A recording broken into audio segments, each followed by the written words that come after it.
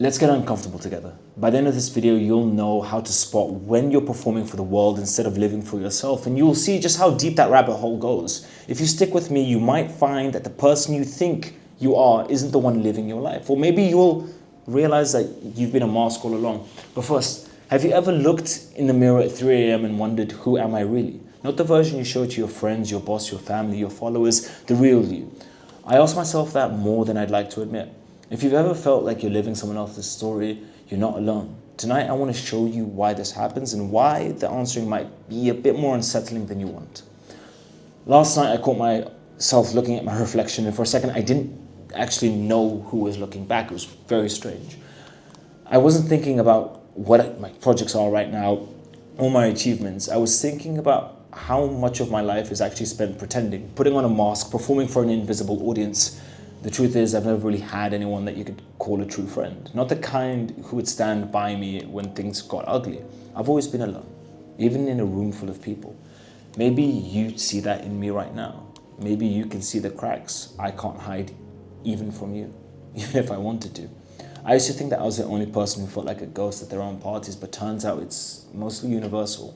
We're all actors in a play we didn't audition for, improvising lines we hope the audience will clap for. But what happens when the curtain falls and there's no applause? Who's left standing in the silence? For me, it's just me. And I've learned to be okay with that. Most days we live in a world obsessed with performance, build the future, hustle harder, make an impact. But how much of that is about changing the world and how much is about running from yourself?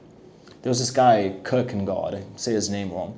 He called it the despair of not wanting to be oneself. Sometimes I wonder if entrepreneurship is just a socially acceptable way to hide from the despair. For me, it's a distraction from the echo of my own thoughts. Here's a part nobody warns you about. When you're always performing, you get tired. Not the kind that fixes your sleep, the kind that seeps into your bones. You feel hollow, like you're living on autopilot. I've seen it myself and in almost every ambitious person that I've known. Let me ask you something uncomfortable. When was the last time you did something just for yourself? Not for the likes, not for the approval, not for the validation. If you can't remember, maybe you never have. Maybe none of us have. Sometimes I wonder if the self I think I'm protecting ever really existed, or if I made him up just to keep myself company. I remember pitching an idea at some event. I was terrified, but I put on the confident founder act. I told myself it was about inspiring others, but honestly, I just wanted to feel like I mattered. I wanted anybody to see past the performance and recognize the person underneath. But the truth is, I don't think anyone ever has. Every time you perform, you're both hiding and hoping to be seen. Every post, every pitch, every win you share, is it really about inspiring others, or is it about convincing yourself you're real? If you stop performing, would you disappear, or would you finally show up for the first time? Here's the catch. The mask you wear to be accepted is the same mask that keeps you isolated. The more you're seen, the less you feel known. And if you're like me, if you've never had somebody who truly knows you, you start to wonder if you even exist outside the performance. Underneath all that hustle, there's often anxiety, the fear that if you'd ever stop moving, you'd have to face the parts of yourself you'd rather ignore. Freud called this reaction formation, hiding vulnerability behind overcompensation. Imagine you're on a treadmill, you can't stop, because if you do, everything you've been running from catches up. But what if the thing chasing you isn't emptiness, but potential? What if the real fear isn't that you're not enough, but that there's more than enough, and you have no idea what to do with it? I'll be honest, I'm scared of what my loneliness means for the future. What if this is all there is? What if the only person who ever really knows me is you right now, through the screen? What if that's not enough? Here's a twist. The cracks are where the light is. The Japanese practice kinjitsu, something like that, repairing broken pottery with gold, shows us that our flaws aren't something to hide. They're part of our story. But here's a contradiction. The world says embrace your flaws, but only if they're marketable, only if they fit the narrative. What if your flaws are the ones nobody wants to hear about? What if the part of you that doesn't fit are the only parts that are actually yours? I used to obsess over my anxiety, thinking that it made me weak, but that same anxiety made me meticulous. It forced me to double check my assumptions, to prepare for the worst. Maybe your so-called flaws are strengths in disguise, or maybe they're just flaws, and that's okay. Maybe the point isn't to fix yourself, but to stop pretending you're not broken. Let's talk about the gap between your public persona and your private reality. Most people never close it. Some don't even notice it's there. The bigger the gap, the more you have potential. The more you perform, the more you lose track of who you are.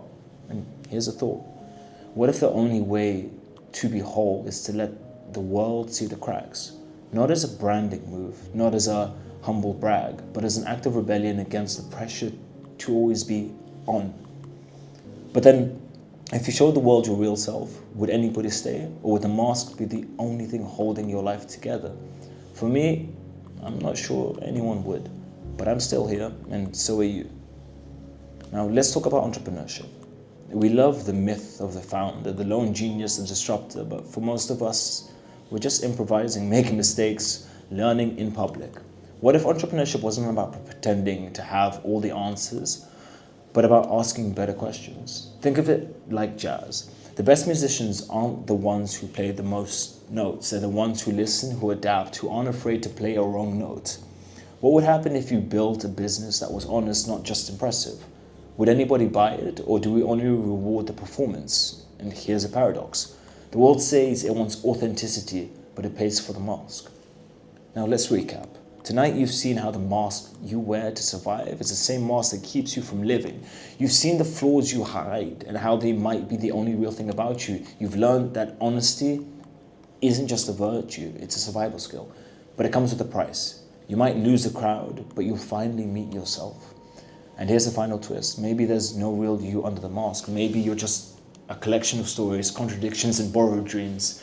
And if that's true, then you get to choose which story to live. You get to decide which contradictions to embrace. So who are you, really, when the mask comes off? And what if there's nothing underneath but possibility?